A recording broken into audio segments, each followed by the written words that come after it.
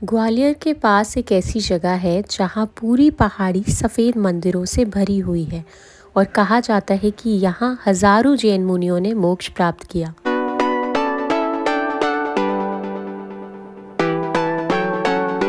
तो गाइस, मैं आई हुई हूँ ग्वालियर और सुबह सुबह ग्वालियर का स्पेशल पोहा खाने के बाद मैं निकल चुकी हूँ अपनी डेस्टिनेशन की तरफ। तो मैं आज आप लोगों को लेकर चल रही हूँ मध्य प्रदेश के सबसे पवित्र जैन तीर्थों में से एक सोनागिर सिद्ध क्षेत्र। ये ग्वालियर से 60 किलोमीटर दूर है और यहाँ आने के लिए आप रोड जर्नी कर सकते हैं या फिर ट्रेन से आ सकते हैं। हमें यहाँ पे पहुँचने के लिए 1.5 घंटा लगा था, 1.5 से पौने 2 घंटे। और जब आप इसके पास पहुँचते हैं तो दूर से ही एक पहाड़ी दिखती है जिस पर सफ़ेद रंग के कई मंदिर बने हुए हैं। सोनागिर का अर्थ होता है स्वर्ण पर्वत।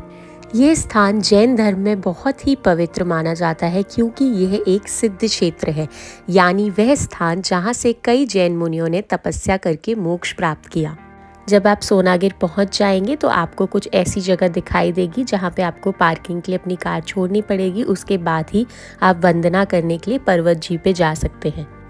ये पर्वत जी का मेन एंट्रेंस है जहाँ से चढ़ते हुए आप मेन मंदिर के ऊपर जाएंगे दर्शन करने के लिए। सोनागिर की खास बात यह है कि यहाँ एक दो नहीं बल्कि 130 से भी अधिक जैन मंदिर बने हुए हैं। इनमें से लगभग 103 मंदिर पहाड़ी पर स्थित है।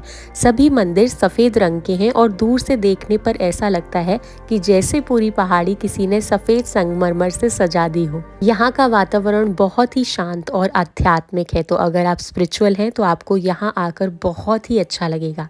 जैसे ही आप यहाँ आते हैं शहर का शोर पीछे छूट जाता है और सिर्फ शांति और भक्ति का अनुभव होता है। अब हम चल रहे हैं पहाड़ी की तरफ जहाँ मुख्य मंदिर स्थित है। ऊपर पहुँचने के लिए लगभग 300 से 350 सीढ़ियाँ चढ़नी पड़ती हैं। सभी श्रद्धालु यहाँ पर नंगे पैर चढ़ते हैं क्योंकि यह एक पवित्र तीर्थ स्थल है। सीढ़ियाँ चढ़ते समय चारों तरफ छोटे छोटे मंदिर दिखाई देते हैं और यहाँ के मंदिरों की बनावट इतनी सुंदर है और इतनी सुंदर उन पे सजावट की गई है।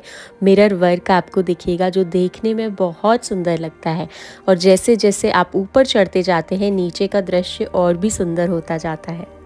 अगर आप यहाँ जाते हैं तो आपको कुछ चीज़ों का ध्यान रखना होगा। आप ऊपर चमड़े की वस्तु नहीं ले जा सकते, मंदिर परिसर में जूते नहीं पहन सकते, शांति आपको बनाए रखनी चाहिए और स्वच्छता का ध्यान रखना चाहिए। ये मंदिर बहुत शांति में बने हुए हैं और बहुत ही क्लीन है ये पूरा का पूरा शिखर। तो अगर आप ऊपर जाएंगे तो इन चीज़ों का ध्यान आपको ज़रूर रखना चाहिए।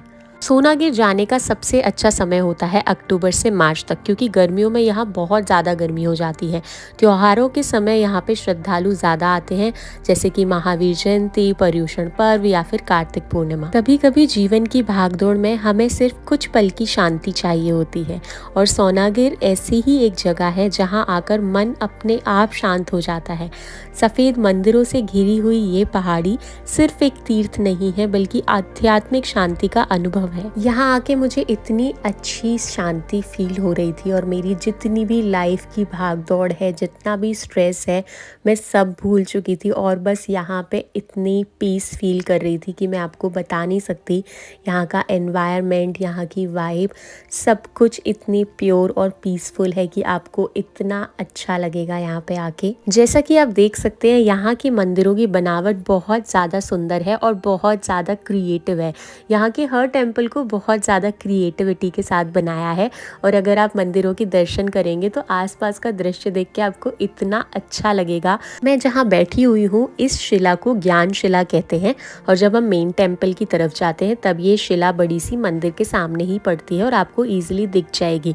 मैंने बचपन से अपने मम्मी पापा से यही सुना है कि जब आप इस शिला पर बैठते हो और ध्यान करते हो तो आपको ज्ञान की प्राप्ति होती है। जैन धर्म में अहिंसा, संयम और ध्यान को बहुत महत्व दिया जाता है। सोनागिर की पहाड़ी भी उन जगहों में से एक है जहां साधु संत तपस्या करते थे, मुनियों ने ध्यान किया और अंततः मोक्ष प्राप्त किया।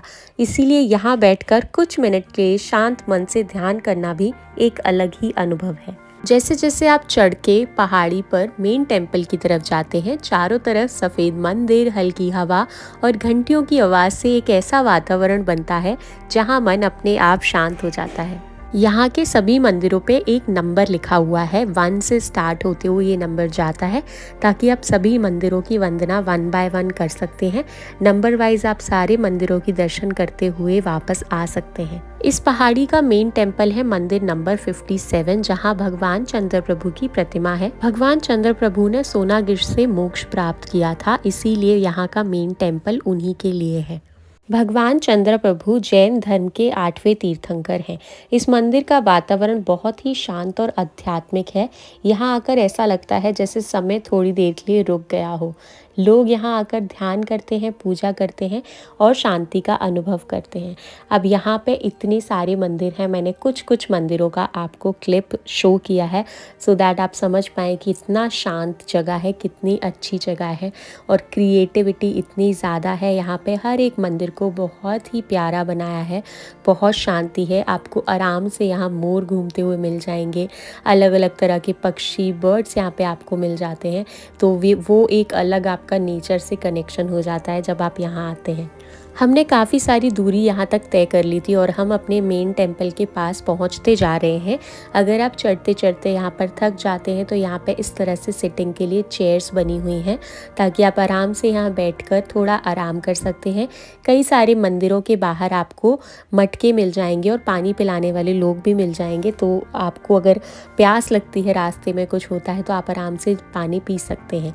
ये है हमारा मेन टेम्पल और मेन टेम्पल के बाहर भी एक जल कुंड है। अब इस जल कुंड में पानी तो नहीं है, अदरवाइज हम बचपन में यहाँ आते थे और सिक्के डालते थे।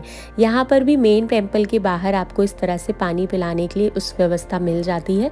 अगर आप थक जाते हैं तो पानी पी सकते हैं। ये है मंदिर नंबर 57, मतलब सोनागिर का मेन टेम्पल, जहाँ पर बहुत ही पुरानी प्रतिमाएं हैं। ऐसा कहा जाता है कि मंदिरों का निर्माण 9वीं से 17वीं शताब्दी के बीच माना जाता है। आप देख सकते हो मंदिर अंदर से कितना सुंदर लगता है और सभी लोग यहाँ पे पूजा कर रहे थे, सब लोग ध्यान कर रहे थे। अंदर मंदिर में बहुत अच्छा लगता है, बहुत शांति महसूस होती है यहाँ पे आके आपको। इस मंदिर में हमने 1-2 घंटे हम लोग बैठे थे और इसके बाहर, मंदिर के जस्ट बाहर, इस तरह से 2400 तीर्थंकर भगवान की छोटी छोटी मूर्तियाँ बनाई गई हैं, छोटे छोटे मंदिर बनाए गए हैं जिसमें आप आराम से दर्शन कर सकते हैं। सामने समूह शरण बनाया गया है।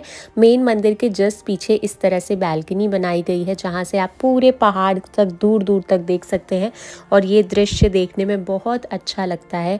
यहाँ से बहुत ठंडी हवा आती है और कुछ टाइम के लिए आप सब कुछ भूल जाते हैं और बस यहीं पर हो जाते हैं और यहीं पे रह जाते हैं। बहुत ही ज़्यादा सुकून मिलता है। अब यहाँ से हम वापस जा रहे हैं नीचे की तरफ। मेरा बिल्कुल मन नहीं कर रहा है नीचे जाने का, क्योंकि मुझे यहाँ बहुत अच्छा लग रहा था, लेकिन अब हम लोग वापस निकल चुके हैं। इसी तरह से जो सीढ़ियाँ आप चढ़ के आए थे, उन्हीं सीढ़ियों से उतर के आपको जाना होगा। यहाँ लिखा हुआ था कृपया पुनः पधारें, तो भगवान जी अगर बुलाएंगे तो हम ज़रूर दोबारा पधारेंगे।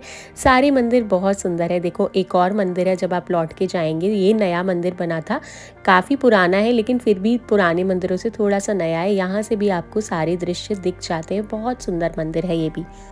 ये है मेरा सबसे फेवरेट मंदिर, जो है चक्की वाला मंदिर। इस तरह से राउंड राउंड घूम के आप ऊपर जाते हैं और भगवान के दर्शन करते हैं।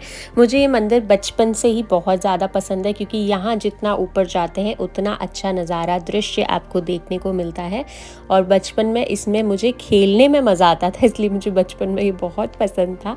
लेकिन ये मंदिर बहुत ही प्यारा है। अब हम उतर के आ चुके हैं। ये रहा हमारा जो गेट जिससे हम आए थे और इसी से अब हम वापस जा रहे हैं। तो हमारी यात्रा बहुत अच्छी रही, बहुत शांति का अनुभव हमने किया। और अगर आप ग्वालियर, झांसी या दतिया के आसपास रहते हैं तो ये जगह एक बार ज़रूर देखनी चाहिए। ये सिर्फ एक धार्मिक स्थल ही नहीं, बल्कि इतिहास, संस्कृति और आध्यात्मिकता का अद्भुत संगम है। अगर आपको मेरा ये व्लॉग पसंद आया हो तो वीडियो को लाइक, शेयर और चैनल को सब्सक्राइब ज़रूर करना। फिर मिलते हैं एक नई जगह और एक नई कहानी के साथ।